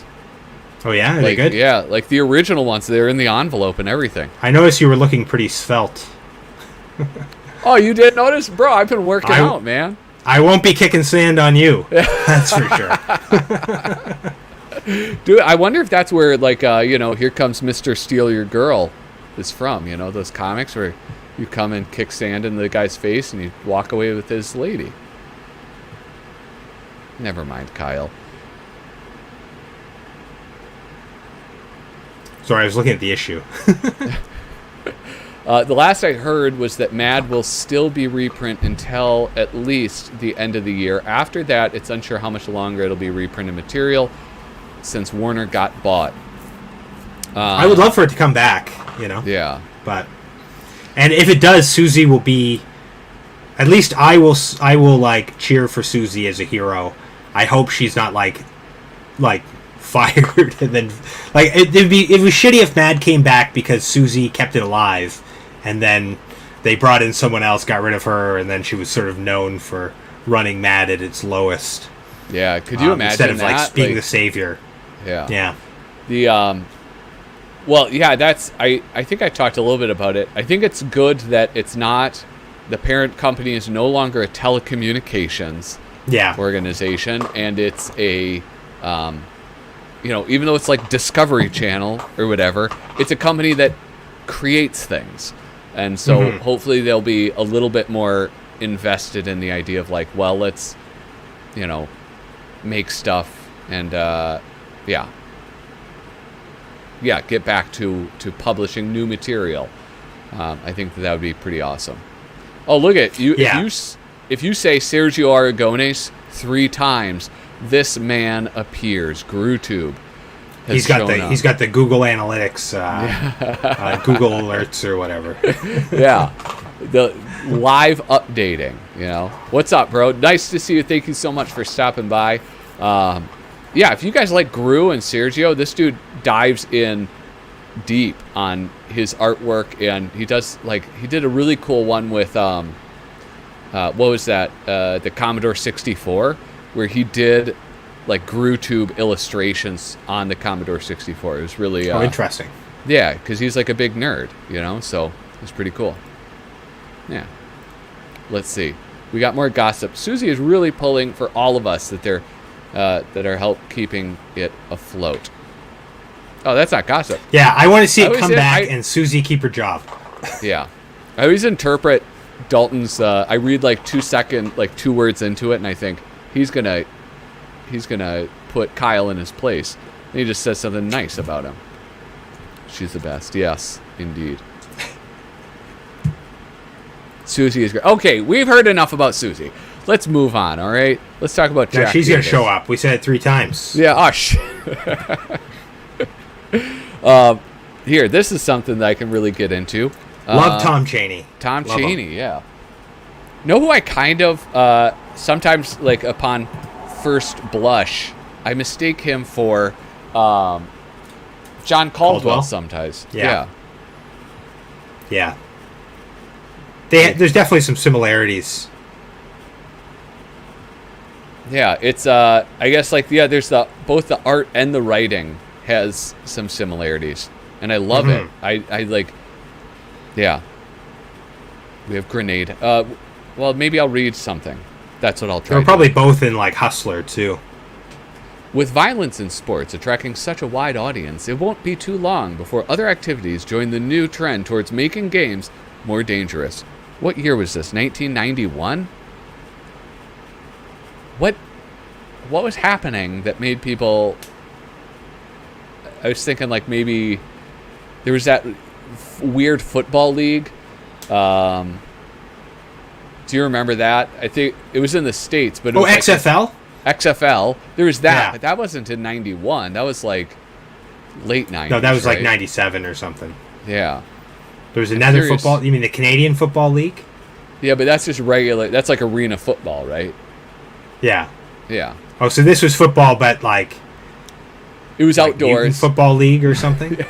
Yeah, it was basically people who didn't make it in that... what is it called? The NFL. Okay. It was outdoors, but they got to like put their own... They got to... It was like you could hit in ways that were illegal in the NFL. And Oh, okay. you could also... yeah, So it's like they were less insured, so... Yeah, and there were more boisterous characters. Like they tried to mesh basically wrestling personalities with, you know. Are you sure that's not the XFL? That's what I said. I said yes, that's the one. Okay, all right. I think Yeah. you're saying it was something else from 91. No. What I was saying is, okay, I understand the miscommunication. What I was saying is, what are they talking about? Because XFL was later than 1991, wasn't it? And so they're talking about the violence in sports. Are they simply maybe all talking those about, sports bloopers videos were coming out? yeah, like people getting Like the home in baseball in the '91, the nuts. home video market would have been like really heating up. You Yeah. know, the price of VHS tapes would be way down. yeah, Faces of Death. Are they talking about Faces of Death? Here we'd have like, was it Don Cherry's Rock'em Sock'em? It'd be like hockey fights and stuff like Yeah. that on VHS tapes. All right, yeah, maybe that is what they're talking about. Although Those are there's a great, fourth though. sports thing I liked, and that was Dorf. I Dorf did enjoy on the golf? Dorf videos. Yeah. Those Yeah, I were remember good. going to the movie store, and it was like, it's like the dumbest thing I've ever seen, but it was. Oh my god. Oh, here we have the lighter side of. This is the best of the lighter side of. Yeah, the best of the lighter side of sports. Yeah. They're really throwing that term "best of." They're using it pretty loosely. Well, obviously it's hard to choose the best. They're all so good, you know. They're all. Like every you're- one is just a. It's You're just a spoiled by gold mine. choice. You're spoiled by choice when you're working with Dave Berg. Oh, wait, hold on. What? I have a question about this. What's that? This says, are you kidding? So this is baseball, copyright A. Wesley Floyd, dreamstime.com. Interesting. Is the word I- baseball copyrighted? No, there's no way. Baseball copy. That can't be. GrewTube says, are you a Canadian? Who? Me? Yeah, you. I'm a Canadian. Yeah. Nova Scotia. I'm not proud of it or anything though, so don't. Don't get them started on Just the kind of where I was born. Oh my goodness. If you, I have a lot of thoughts on that. yeah, do you Canada. still start every show with like a 20-minute update on the horrors that the Canadian government committed against First Nations people? No, it's not like my opening rant like on Letterman or something, you know. But all right, guys. So we got some big news about the Canadian government. I do occasionally talk some inside Canadian history and politics, baseball, but just when it comes to mine, you know, I just ramble, you know. But oh my god, yeah, it is awful. It is awful, all the genocide that we have done. Oh, wait, hold on. This is confusing. Oh, that makes sense. What's Dreams Time? It's a website. But this magazine isn't a website. Was for the digital image of a baseball. Oh, that makes sense. Right. So, hold on, I'm just scrolling back here. So the baseball is like that clip art baseball. Okay. That's what's copyright. Okay. I got it now. Aha. All right. There you go. It's like, all right, see. You guys know stuff that I don't know. You guys know a lot of stuff I don't know. Yeah. Demir. Pointing it out. I don't know much about stock art. Yeah. Normally it'd be another page, though, if it was like a full... It's 4 pages if it's Dave Berg, usually, lighter side. Yeah. 1, 2, 3, 4. Or no, wait, I guess this is a 2-pager. So is that the same amount, or is it 5 pages normally for a Dave Berg? Well, depends on the time. Because I did that breaking news story where they were trying to reduce his time and or his page count. And who is it? Jeanette Kahn. There was a interoffice memo sent to Jeanette Kahn answering her question of how can we get Dave Berg out of this magazine.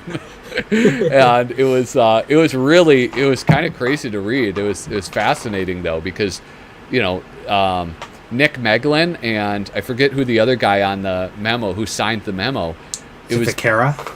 Yeah, I think it probably was, and it was like their friend, and they were like, yeah, it was, you know, it was. But it's kind of like when Colonel Sanders would be like just walking into random like KFCs and like putting his fingers in the gravy and stuff, just cover it up, you know.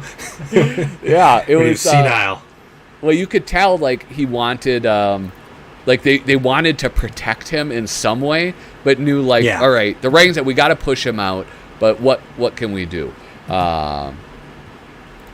Prove it, Harvey. You can draw a baseball. Draw it right now. Don't look.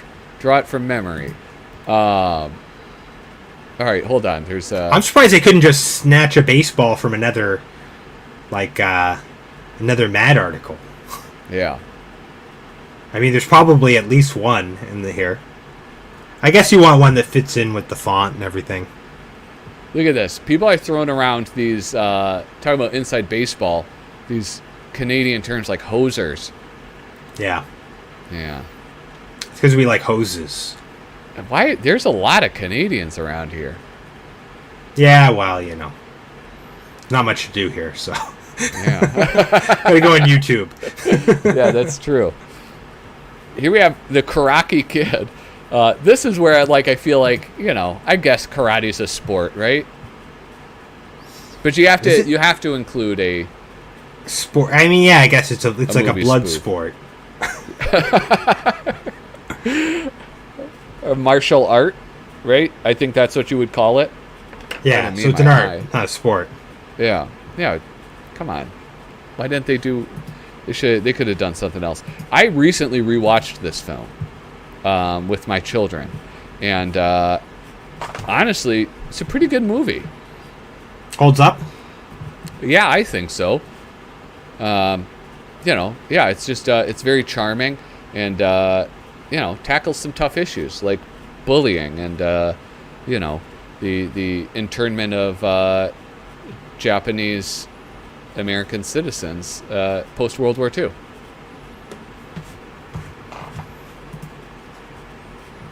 Well then.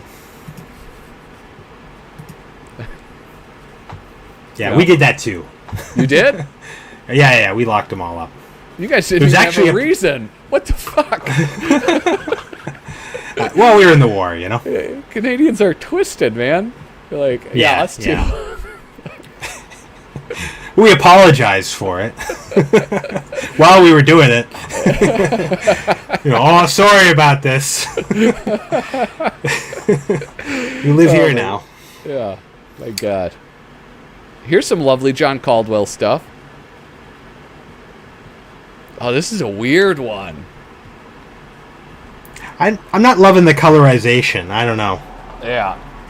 It's too flat. Yeah, well, and yeah, it's just it.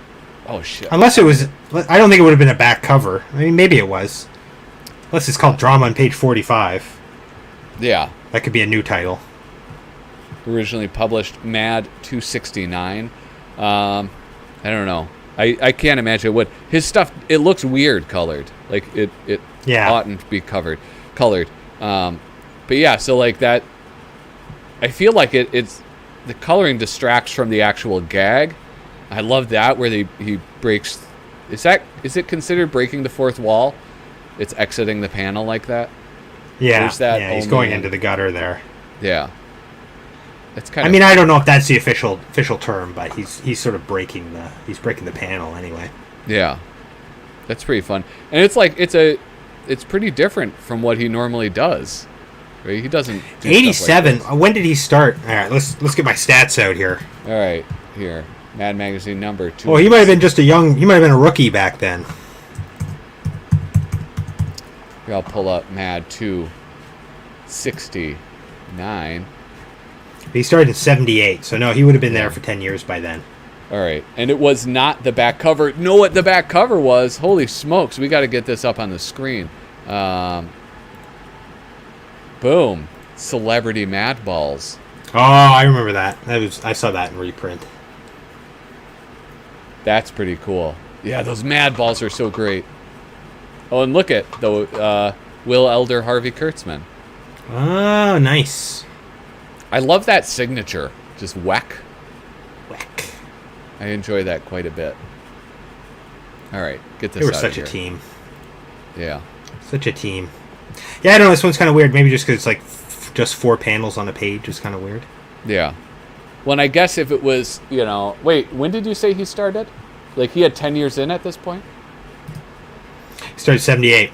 Okay. I mean, he was probably an artist before then, but yeah. His first piece, according to Doug Guilford, 1978.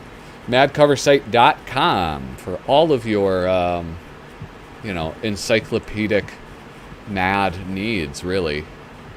Right? Is that what you would call it? My God. Yeah. Very, very good reference. Like, good stats. Yeah. This is, you weren't kidding when you were saying it's heavy on Jack Davis. I mean, you would expect that because he did so many sports pieces, but yeah. I love the drawings of the top border. Oh, yeah.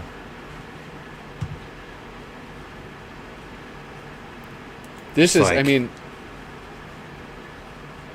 yeah. And they're all so simple, but they're just, they're amazing. Yeah, he's got no like ink wash up here, but down below he does. So the, who wrote this, by the way? Writer Desmond Devlin. Hey, that's pretty, I want to get him back on the show. Because Desmond Devlin has a really long tenure at Mad Magazine, and he overlapped with a whole bunch of people. And I want to get him just like a one-on-one interview. But I love this. A sports fan works long and hard, voting for his hero to make the all-star team. A sports fanatic systematically murders the more deserving competition to ensure his hero's selection. He was, I don't know, man. That dude was, I really enjoy his writing on this stuff. Like these, whatever you would call this. What do you call this? Piece? Yeah, I guess. I don't know. I don't know what you call it. Piece. Yeah, that sounds about right. Well, I guess this is what I'm getting at. Is I'm not huge on the movie satires, right? And so like his work on that I can't really speak to, but the stuff like this where it's like the single panels with like the gag self-contained. It's like an article, like more of an article than a. Yeah, I really like his work on that, spoof. and I think he's very funny, and he's I don't know, he feels like an old school Mad writer with stuff like that murder jokes. Yeah, he fits right jokes. In. Yeah, he started when he was in high school. He was like 16 or 17.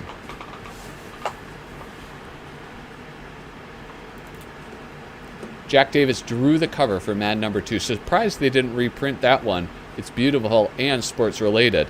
That's presumably the one with Casey at the bat. Or no, it's the witch. It's the Evil Eye. The Evil Eye.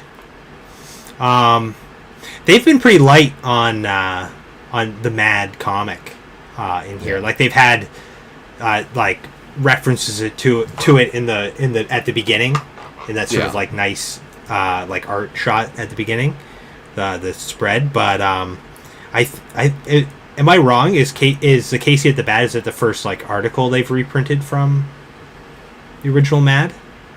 I think that's probably right. They did the cover with where they're all standing in the footprint.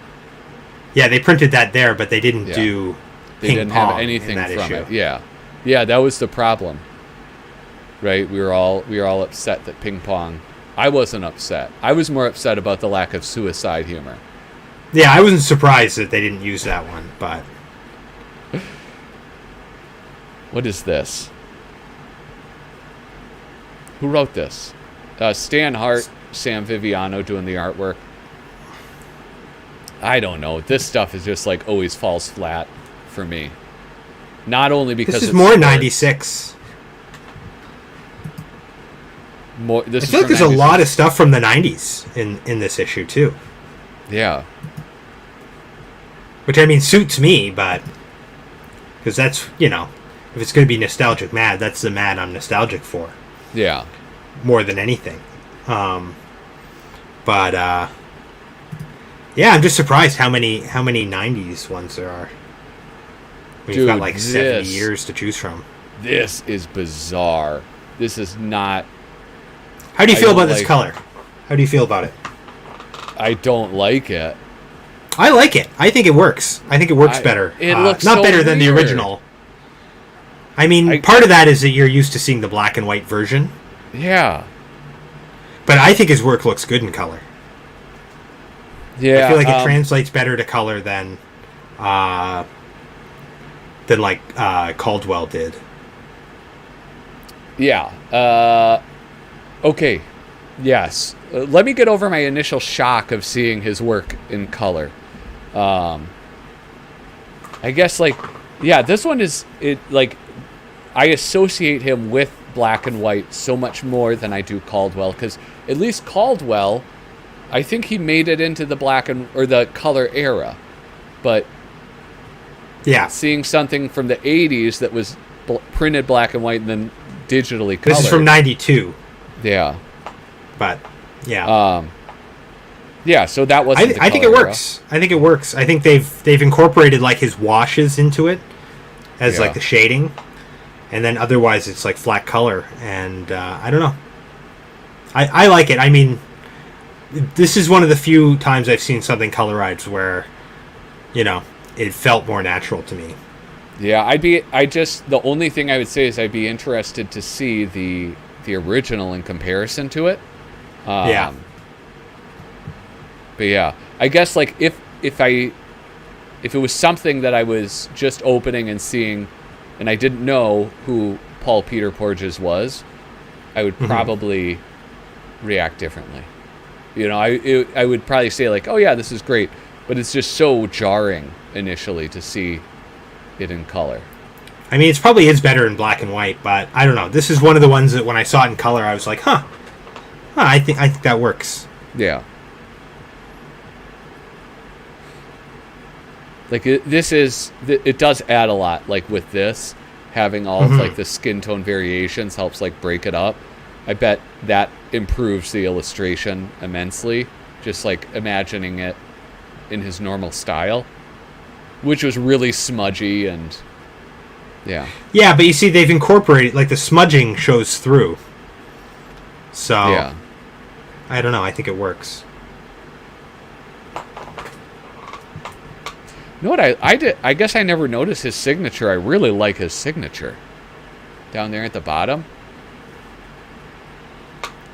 It's like really, I don't know. I'm not going to bother zooming in on it because my camera can't zoom in that well. It does have a bit of a Stedman-esque sort of thing. Yeah, that's sort of like frantic.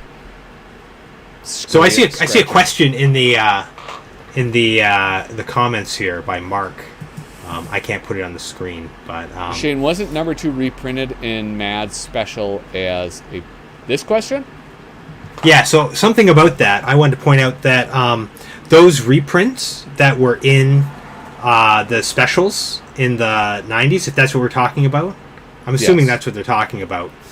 Those weren't the original issues reprinted. They were like selections from different issues put together to look like one of the issues. Yes, both in the 90s and in the 70s, because they did it twice. And the ones in the 70s is the same thing, where it would be, I think on one of my recent videos, it may have been the unboxing, because I got the stack of things from Noah. And yeah, so they would take like 5 issues and pull things from each issue and bind it like the comic, and it would have the cover of the comic.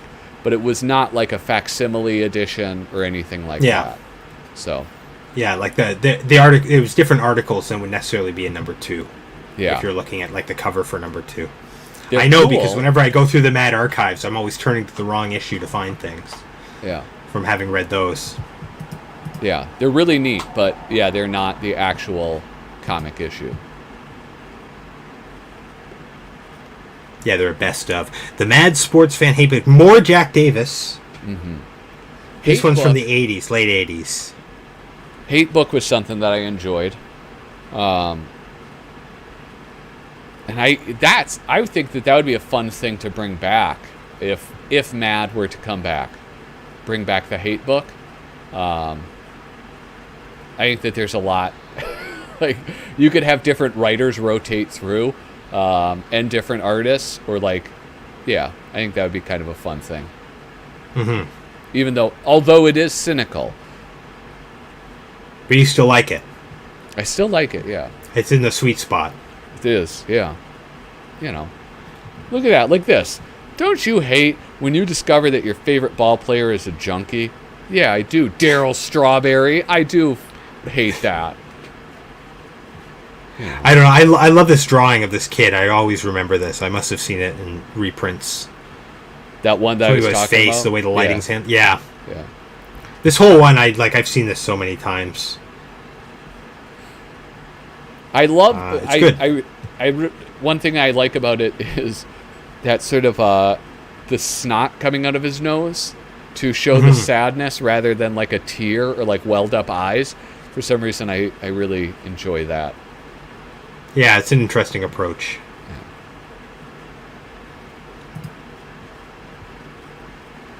This is another example, I think, of what we were talking about earlier, where it's like the background, like just putting enough details in. Like he continues on drawing faces on this one pretty far back, and then they just sort of turn into the shapes of them. But yeah, it gives you like a sense of the scene, but doesn't distract you from like really the best part of the illustration, which is the beer guy. Mm-hmm. We had sometimes he would do it with color too. Like he'd have really elaborate, like especially in the early Mads, or he'd do it with ink washes or whatever, where he'd have really elaborate crowds, but he'd have like some sort of wash to push like the main art to the front, or it'd be all in a cool color like blue or like a solid color like yellow, and then the main characters would have shading. That using the wash to like push things back. Mm-hmm. When I discovered that, and I think it was with your help that I discovered that technique and was able to like recognize it happening. that was such a game changer for understanding visual storytelling. Yeah.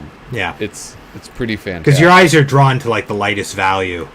Yeah. Like your eyes just look for white automatically. And so it's really like people really like things that have like a really black, really dark, and then have a few areas of white. Yeah. You know, people really are really drawn to that.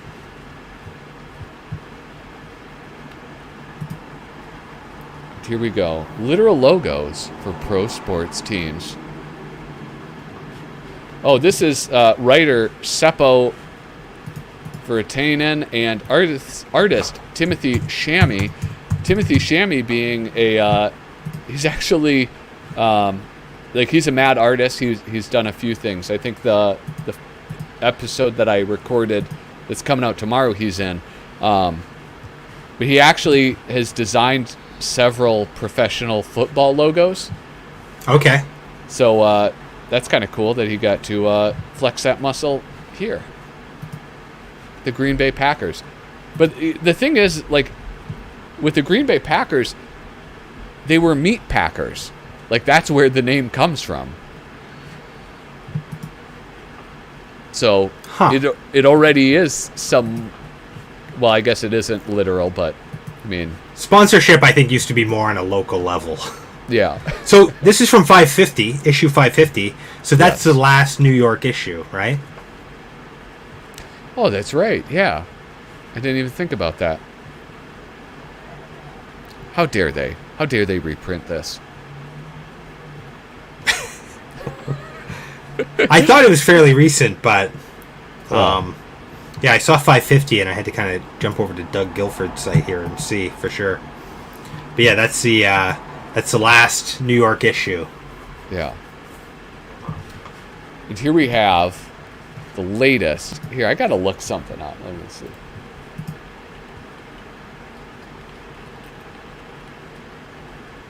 Are you looking to see if you can find it already folded? No. I was not, but I wanted to see if this is the person I think it is, and it's not. I was looking at these faces in here, and I was wondering if one of them was an insert, but it's not the person who I thought it was. Oh, you thought it was like Cuomo or something? Yeah, well, I mean, like, some of these look like they could, like, this has to be somebody, right? This is his brother, right? Yeah, maybe. Johnny I don't Sampson. know. Yeah, it's Johnny Sampson. I like that he's done brother. a fake out. He's done a fake out fold in. I always love that. Oh, wait. Oh, because you think it's a cicada or something. But that's going to be hidden. Yeah. Oh, that's really cool. Yeah, I always liked when Sergio would do that.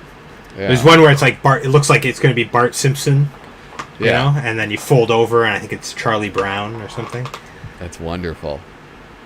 So, like, yeah, I like all these references. So you have, like, the Al Jaffe signature. And then UGOI, Usual Gang of Idiots. Yeah. Local 86. I don't know what 86 would signify, but... Well, isn't that just like a union thing? Like you'd have a union number, so it'd be like local 28 or whatever. Yeah. So it's like his office, 86. Okay. Look at this. It's like union office. Fun fact: the guy in the yellow shirt. What guy in the yellow shirt? Oh, the Al Jaffe guy that you point out. Oh, that's yellow? Okay. The guy in the yellow shirt in the middle. I'm colorblind. That looks like tan to me. It is pretty tan. Okay. Oh, wait, let me read this. Hold on. The guy in the yellow shirt in the middle of the fold-in is Perry Shaw, artist, graphic designer, t-shirt collector from Philadelphia, and friend of Johnny Sampson. I knew it was an insert. Thank you. There you go. Look at that. Are you going to fold it? I have a feeling... What's that? Am I going to film it? Are you going to fold it? Fold it. Okay, I'll fold it. Because this is a newsstand one, so I don't mind. This long, inactive pest will soon be free to get into people's hair once again during the summer.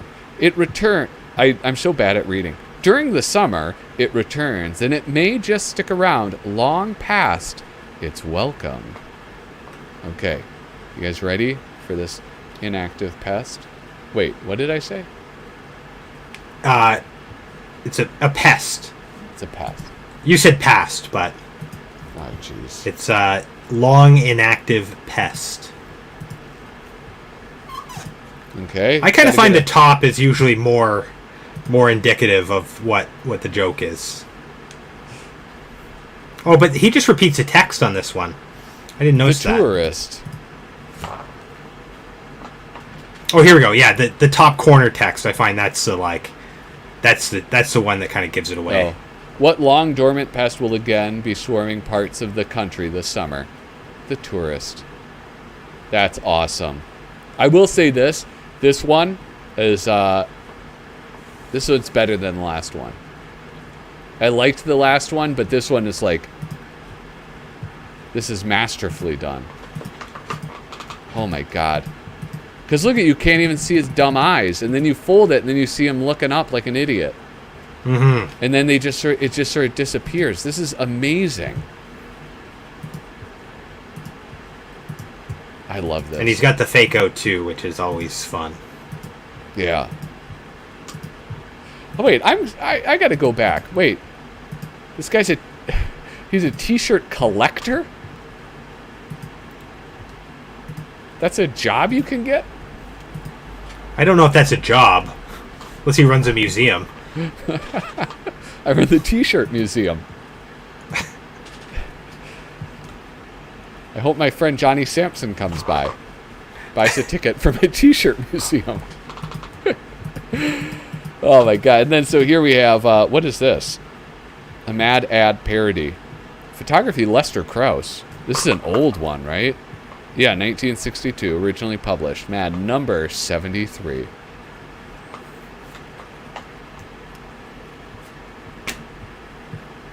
Well, there you have it. There you have it. What is your, what would you give this? How many Newmans? I don't know. It's hard to rate them. I think they're fun, but I don't think I could rate them on any kind of Newman scale. I give it 3.5 Newmans. Really? I feel like I it's don't a know. little high. It's a little high. All right, you give it 2 Newmans? That sounds no, good. maybe. I guess it's a 3. If I'm going by like 3 Newmans? I guess is that a 5 Newmans? Yeah. I said I wouldn't do this, but so 5 Newmans. Can you have you can have half Newman though? Absolutely, yeah. So you can have 2.5 Newmans. Yes, sir. I think it's more than 2.5 Newmans for what it is. Like, you couldn't compare it to like a regular issue where there was actually like more than 2 new pages. Yeah. Yeah, maybe 3 Newmans. I don't know. 3 Newmans? All right, that's hard to say. It seems fair to me. I wasn't expecting to have to start throwing Newmans here. This really put me on the spot. Yeah, sorry. It's a new thing that I'm starting. The Newman scale. Yeah. Hey, that's what I named it already. I'm not stealing the idea when it comes out. Okay, just to be clear, just because you interrupted me, was to say he's in the Guinness Book. Oh, the T-shirt man. Oh. All right. So maybe he's like a minor celebrity. Well, you better show the proper amount of respect and deference to his office then. Yeah, I mean, obviously he's not as famous as the 2 fat guys on a motorcycle. They were twins. Yeah. Oh, look it. Yeah, send it. What do you guys rate this issue? 3 out of 5 Newmans. 2 Newmans and 1 drama. All right, you're changing the grading scale, but I accept it. Barry owns T-shirts by the hundreds. Google him. No. How's he keep? Are they? I picture them in like bales, like big bales. Yeah, like when they have the big fields of them that the cows go and munch on. Yeah, exactly. Yeah. You keep them in a bale of T-shirts. Absolutely. I want to take off this damn hat finally. Yeah, geez, we have exited the sports part of it. I do. Better not for you.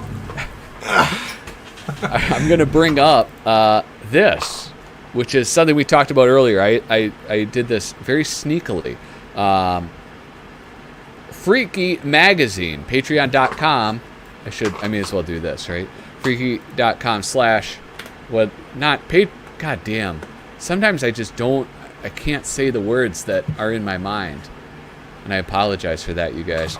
So you can go by the membership level. $7, you get the magazine. $11. Oh, that's for if you're for all you Canadians up there. You have to pay $11. I think that's overseas. I don't know. I think he says you can choose. Maybe he changed it. Because we're not overseas. That is true. We're adjacent. But it costs more to ship here.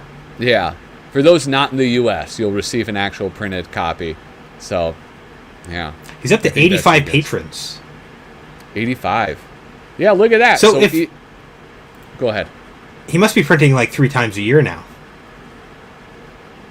Well, so he says you'll receive the issue when it's published between 1 and 3 times a year,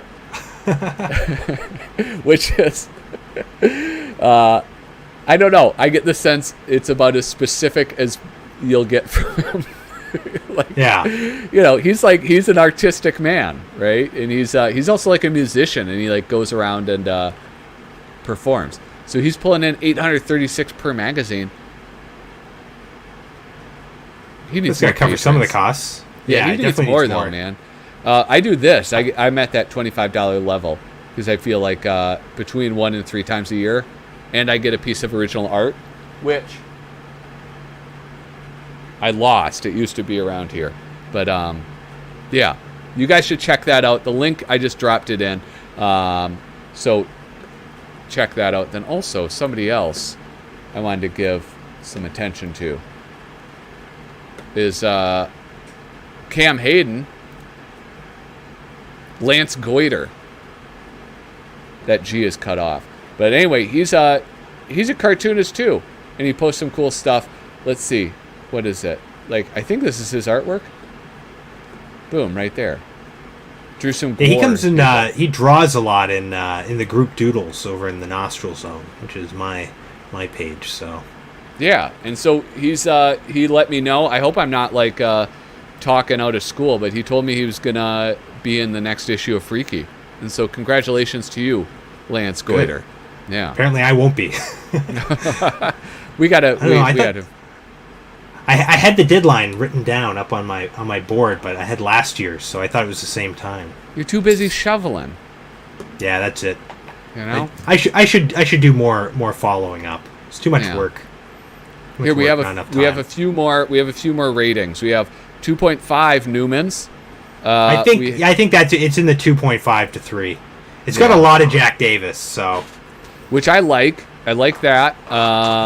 But the sports knocks it down to a 3 for me. Wait, what did I say? I said 3.5. You said. Oh man, I might have to demote it.